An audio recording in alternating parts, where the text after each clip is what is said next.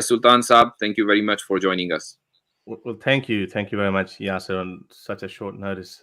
Hey, Daniel, how you doing? Hi, Harris. How's it going?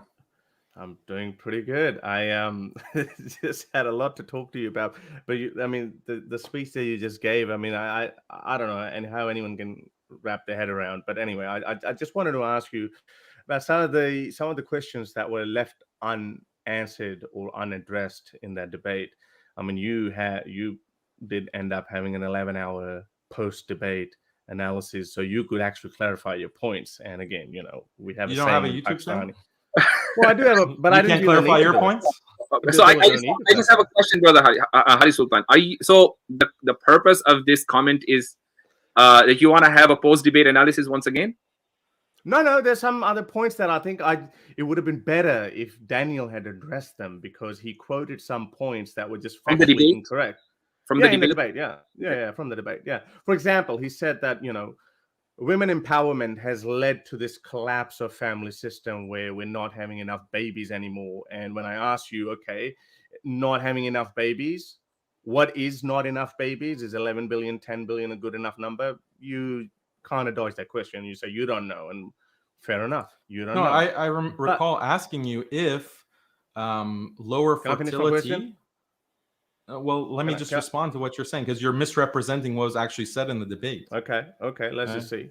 Okay, The, let's just say, the point in the debate was, is lower fertility a problem? That was one of many problems that I brought up. Lack of marriage, lack of stable families, the higher divorce rates, all of these are problems. Fertility was just one point.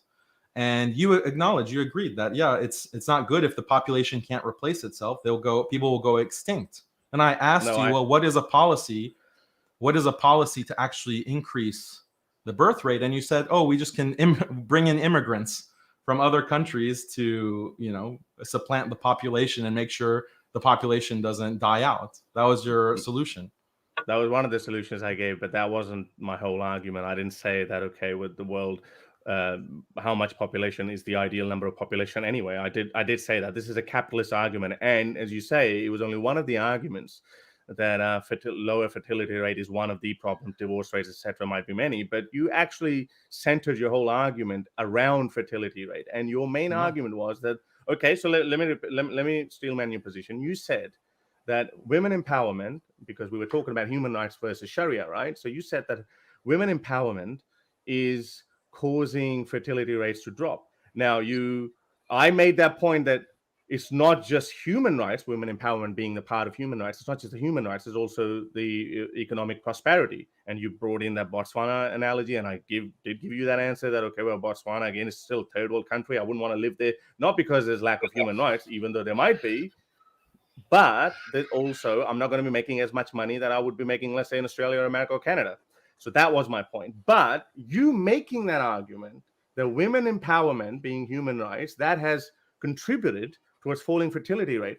But what kind of a system, now don't say that it's not the real Sharia, but what kind of a system is in Oman, Qatar, Saudi Arabia, and Kuwait? What kind of a system is it? What is it closer to? It's a capitalist liberal system. It's a liberal system with Sharia punishments. So the problem with some of these countries that you're listing, they are liberalizing.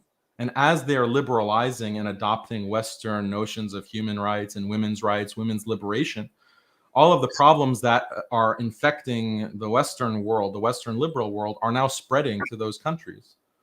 And India is the same, Pakistan is the same, Bangladesh is the same, unfortunately. All of these trends, these liberal trends, as the level of liberalism goes up, the infertility rate or the fertility rate goes down, the divorce rate goes up, the dissatisfaction in marriage goes up.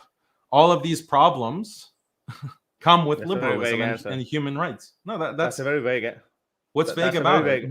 It's a vague answer because it still have Sharia punishments. It still have Sharia system. Yes, capitalist system, but Islam is not necessarily against capitalism. No, Islam is not just Sharia punishments. The Sharia is not just Sharia. The Sharia is not just Sharia punishments, hudud. The Sharia is a complete system that requires everything from having a khilafah, right, to having actual Islamic norms when it comes to economics, when it comes to societal structure, when it comes to education, when it comes to things like criminal punishments, all of and criminal penalties, not just hudud. All of this system is Islam. And many of these, there is no country in the world today, unfortunately, that implements this system. Even Afghanistan is not in that. You were very happy about Afghanistan last time because they had just come to power at that point. Stop gish galloping. One issue at a time. Just stop gish galloping. Yeah, we are talking about Sharia, yeah? Yeah, so I'm telling you that there are no countries that completely implement this. And the fact that they're not, and they're instead liberalizing and adopting Western liberal institutions, that is what is causing similar problems to rise in the Muslim world. It can be a gradual thing. It's not all or nothing. Your logic seems to be, oh, is there hudud in this particular country? If so, then there shouldn't be any of these other problems that we find in the liberal world. That's like a very grade school, kindergarten way to think about it. It's not just black and white. There are gradations. So there's a no true Scotsman's fallacy, yeah. And I agree with. What's the no true Scotsman fallacy? Okay, what's no true Scotsman's fallacy? Explain it. I'll tell you because there's no true Sharia country, yeah, that's the argument you're going to make, and you can't even point. That's out not the no true Scotsman fallacy. You're not gonna hang on a second. You're not gonna point out a single country to me that you're gonna say, according to you, that would be a perfect Sharia system. So, in other words, it's just impossible to implement or how you view Sharia. Or whatever is there a perfect liberal state? Is there perfect? No, but we don't have that okay, so that's no true Scotsman fallacy. No, but we don't make that claim. No, I don't make the claim that there's a perfect Sharia state in the world today. There has been in the past. Yes, Medina, the state of Medina, Medina. Yes, yeah. Muhammad it didn't have lower than replacement fertility rates.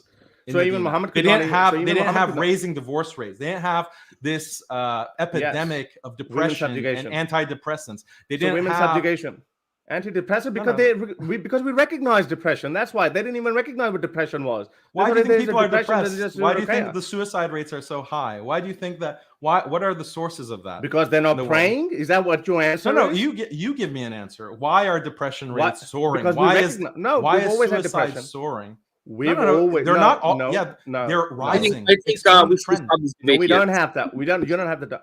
Yeah. I think the best way is that if you had any question, either from the debate or any other question, you can ask, and that Daniel would be able to respond. But I think this platform is not suitable for the debate. We should organize another debate if you like. That's okay. Right. Okay.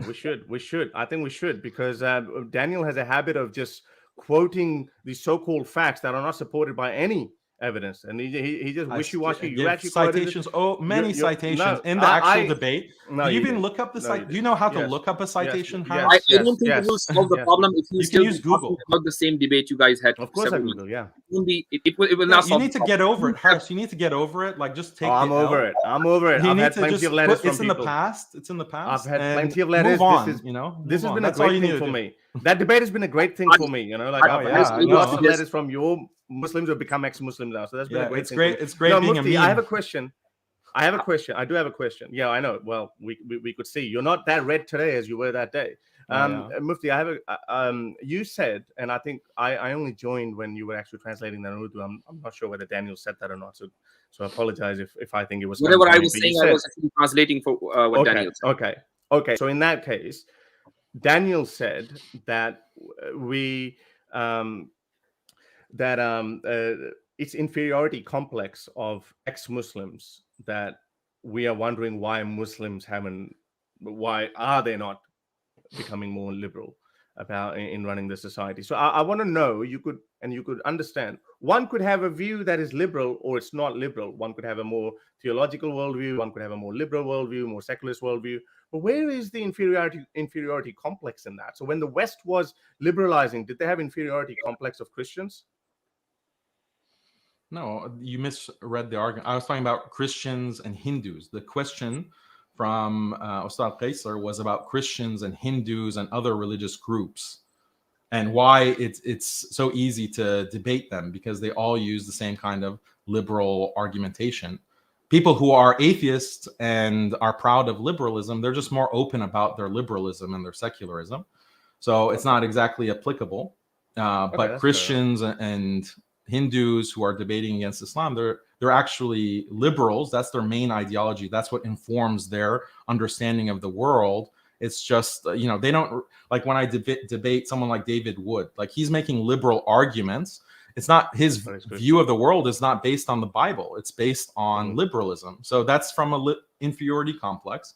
When we make arguments, when I make arguments, or Mufti Yasir makes arguments, it's based on the Quran. It's based on Hadith and a genuine understanding of the Quran and Sunnah as it has been taught for 1400 years. But what David Wood says, or some of these Hindus say, is completely separate from what their predecessors, Hindus 100 years ago or 1,000 years ago said, what Christians 100 years ago or 1,000 years ago said. But what me and Mufti Yasir and other Muslims say in these debates or on our YouTube channel or in our dawah generally, we are being consistent with what people have taught, what Muslims have taught for 1,400 years. That's the difference. Okay, now finally we agree on something. I would agree with you that Christians and Hindus who actually borrow these liberal arguments, they're not being true to their ideology or to their worldview. But so just to get the record straight, it's not that ex-Muslims or atheists, or just forget about ex-Muslim, but just atheists, because we ex-Muslims happen to be brown. So I see this term being thrown around that, the inferiority complex. So just to get that straight, Daniel hasn't said that atheists or brown ex-Muslim atheists are suffering from inferiority complex of the liberal West. So that's it. Okay, I just wanted to that's a separate point. Like having an inferiority complex because you have a Muslim background and a Muslim culture and now you've become an atheist, that's a separate issue. I'm not denying that there's inferiority complex there. So there is inferiority complex. Okay, all right. So that means anyone who changes his worldview, that's inferiority complex. Is that what you're saying? No, not anyone. All these caliphs had inferiority complex, so they changed their religion. You're just straw manning. Look, people, you find many. Do you deny this? Do you deny that? People look at what is dominant in the world politically, what is dominant in terms of dunya, and they change their views purely on the basis of the influence of dominance and not an actual intellectual rationalization of How those do you know views. This? How do you know is it possible? Is it possible? You deny that I don't see that. I haven't seen that. You've never seen any. Sorry, can I come in on this one? Not at all. Let me finish my point, Kesa. All the ex-Muslim atheists that I know of, they've had very deep understanding of the theology of Islam, and they look into that, or any religion for that matter, and they look at it, and they look at the philosophical argument, and they say, well, sorry, it doesn't make any sense. So where's the inferiority complex on that? With you that they have a very deep understanding of Islamic theology. Any atheist I'm sorry to say, in your last debate with Daniel, when you were asked this question, that if you are aware of Islamic fiqh, and you said, yes, you have read some pamphlets. So I don't know if that is... fiqh is not all Islam. Fiqh is not all Islam. I made the philosophical arguments about it.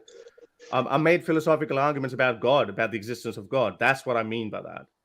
So yeah, it's funny because the debate was on Sharia, but yeah, I know that. We talked about that, and you still haven't answered Snail. You just started giving me a nickname of Snailton. Are snails halal, and why are they halal in Shafi and not any other fiqh? Why? That's obviously the debate. Come on,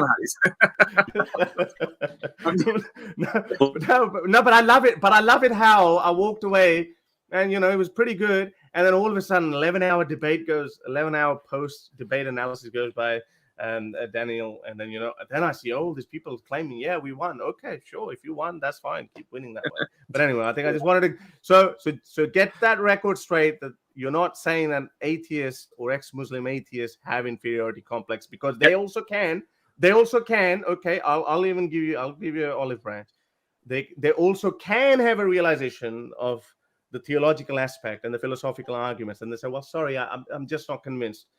I'm sorry, I'm not convinced. I'm saying it very humbly. Does that still mean I have inferiority complex? No, I don't talk to people and say, oh, you're a murtad because you personally have an inferiority complex. Did I ever claim that about you, Har Sultan? No, or any specific person? That's one of the reasons that we see some people in Muslim countries becoming atheists. That's one of the reasons, this inferiority complex. Others are brainwashed by this dominant hegemonic system, and they think that they're being rational about certain things like women's rights or human rights and liberalism. They think that they're being rational, but they've been deluded. They haven't thought about it in a rational way. They've been indoctrinated, basically. And the whole point of the debate is to show these contradictions and to show exactly how diluted that thinking, that way of thinking is. And that's what I do, Mufti Yasir does in these kinds of debates, is to show the contradictions, that what you think is a rational system in this human rights, liberal, secular regime is not actually rational at all. It's the opposite of rationality. It's brainwashed indoctrination. That a person might be completely arrogant, not have an inferiority complex, but have a superiority complex and still be completely wrong and still be a fool. Like, there's no contradiction in that. Yeah, but we can make that argument about anything. We can make that argument about anything. Someone's being religious and then... Kasaba, you have a comment? Kasaba, you there? Okay, looks like there is some problem with his internet. Okay, anything else, Haris Sultan? No, I think this is it. I just wanted to clarify that, and yeah, I just wanted to show you the fertility rates, but I guess you how about chose this? the evasive answer. You chose the evasive answer. They're not the real Sharia countries. Tell me, with fertility rates, how would you? So immigration, you don't see how silly that sounds. Like, how do we address population replacement? No, because we have uneven distribution of world's population and world's resources. So yeah, for the time being, we can use that. But this is why I asked you the question: 11 billion. But that's not a real solution, because because the people who are producing more children are not liberal. No, but right? They're Muslim countries that are producing the highest birth rates, and you want to immigrate. You want Western countries, liberal countries, to be dependent on Muslim countries that are still abiding by traditional Islamic family law, right? So your whole argument depends on certain people in the world following Sharia, following Islamic law. That's what is giving them the higher birth rates. Mufti, I need a whole minute to respond to this. This is what I mean by Daniel. Another debate. We should have another debate. Let him make the point. Let him make the point. Right. Daniel makes these points without any evidence. Now he's saying that Muslim countries are making more babies, like what countries like Pakistan, even or Bangladesh, United Arab Emirates, Kuwait, 2.08 birth rate, 1.85 in Qatar, 2.84 in Oman, and continuously following. It's falling down. Why that is because they're liberalizing because of economic prosperity. Why are you not willing to accept that? That's part of liberalism. Oh, so we shouldn't be liberalism. So why? Okay, so we shouldn't be rich then. The other point is, this is why I asked you a question. Daniel, listen to this one. Daniel, listen to this one. You might learn something. This point that we need to be able to keep growing our world's population. This is a capitalist argument as well. I am saying to you that we don't know in 30 years' time, when we have AI, we're not going to need enough people to keep the economies growing at the rate that we like to grow it to avoid inflation. We're not going to have that problem. So that's why this target of 8 or 9 billion people that we have, and it's going to top at 11 billion at the end of this century, and then everyone says that it's going to keep going down after that. It's not necessarily a bad thing. You're making an argument that it's a bad thing. That's my argument. I'm saying it's not necessarily going extinct. People going extinct. They're not going to go extinct. There would always be people making babies. Do you know what replacement levels are for fertility? One, like, do you know what? 2 point. One at a time. One at a time. He doesn't understand like basic things. I think you don't understand. If the fertility rate is below a certain amount, the population will go extinct. You don't think that's a problem? It's not a problem right now because going extinct is not a problem. No, it would. No, it will happen. No, it's not going to happen. No, it's not going to happen. If Japan has had, you don't even understand what the fertility. No, I do understand 2.08. Yes, I do understand that 2.2 is the rate that everyone recommends. So that's what we need in order to keep the population going. Otherwise, you go extinct. But extinction is not a big problem. It's not. No, it's not black and white. It's not going to happen just overnight. It's not going to happen overnight. Why? You see, these are the kind of arguments that you make, and that's why everyone laughs at you afterwards. And you just make these arguments, and you go like, "Oh, you start blowing your own trumpet afterwards." That you made some groundbreaking argument. I'm telling you, this is not. We don't know. 11 billion or 12 billion is the population that we need. Can we sustain 9 billion? Maybe not. We might be able to. We might be happy with 5 or 6 billion because we don't know the impact AI is going to have on our society. That was the argument. Yeah, I know. The whole hope that you have is there's going to be some kind of like AI revolution, or the other robots, and we're going to have this kind of transhumanist future. That was part of the. Stop interrupting Stop me. empowering women. I let you talk now. You let me talk. You So did. Your whole vision of the future is this transhumanist, like we're gonna have metaverse babies and we don't have to worry about the fertility rate. The point is a very statistical. Like this is what you mean when you say no one trusts your statistics. You acknowledge that the replacement level, like every woman needs to have at least 2 children in order for a population to sustain itself. And I'm pointing out how all of these countries are going below that, including certain Muslim countries that you mentioned. They're going below the fertility rate that is needed to sustain the population. When you go below that, the population over time, not overnight, over time will go extinct unless you have a policy to counteract that, to increase the fertility rate. And I ask you a very simple question. What policy can be implemented in order to take that below fertility rate over 2 children per woman? And your solution is nonsensical. Your solution is bring immigrants from countries that are Muslim. Again, you're straw manning now. You're misrepresenting what me. Your solution was bring immigrants from these countries, and that is going to for now. Until what? Uneven distribution. Remember, Mufti, I have to respond to this. You're saying that if you interrupted me. You're done. You don't need to respond to anything because you didn't let me finish my point. You're worried about my response. You're worried about my response. Dude, you are. Let me respond. The most it's only words, person. Daniel. It's only words. So frustrating talking to someone who doesn't even know what you're talking about. Now you're gonna call me names. I'm gonna leave Yasir. I know this is his show. This is the only time when he's gonna shine. And fair enough. Let him shine. Let him bask in his own glory. It's actually my show, and I don't want to make this show a debate. There should be a separate time to debate. 30 seconds, and I'm leaving. Mufti, I'm leaving. In fact, I would request you to wait for Kaisar Bhai's comment. Kaisar Bhai, are you there? I forget the point then. No, there is some problem with this. Okay. Anyways, make your point and then. Can I ask a question to Haris? Hang on, Amir. Hang on, Amir. Let me. Otherwise, I'll forget the answer. Okay. You're saying that what is the solution overnight? It's not overnight. Over a period of time, yes, it's going to fall. And over a period of time means over generations. Yeah, we're going to have 50, 60 years of generation. 2.2 falls below 1.8. Might go to 1.5. Even if it's 1, then it's going to half over a period of generation. Who is to say by 2080, 2070?